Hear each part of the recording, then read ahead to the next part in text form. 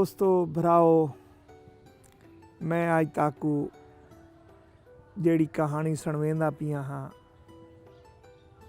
वो है तलाक दे बारे तालीम।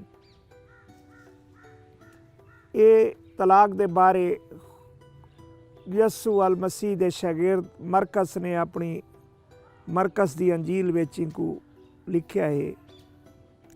कुछ फरीसियां ने यसू अल मसीह दे कोल आके उनको अजमावण कीते।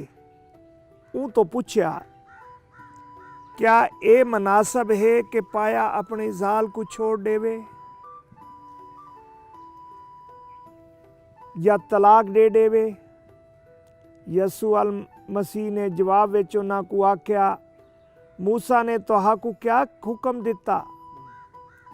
उन्होंने आख्या, जो मूसा ने इजाज़त दी है कि तलाकनामा लिख के छोड़ दियो।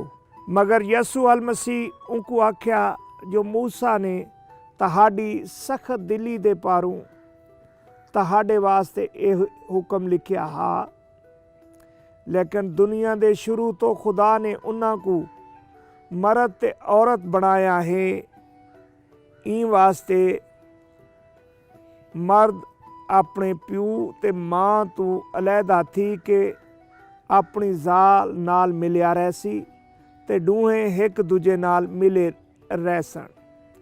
ई वास्ते जे को खुदा ने जोड़िया है उको इंसान अंज ना करे। घर विच शिगिरदा ने ऊँ तो इंदी बाबत वल पुछया। उन्हां को आख्या, जो कोई अपनी जाल को छोड़ देवे ते दूजी नाल शादी करे वो पहली जाल दे खिलाफ जना करेंदा है। अगर जाल अपने पाए को छोड़ देवे ते दूजे नाल शादी करे तो वो भी जना करेंदी है। दोस्तों, ये है साड़ी अज की कहानी। उम्मीद है ताकू अच्छी लगी हो सी। ई कहानी विच 3 सवाल हैं। क्या खुदा को तलाक पसंद है?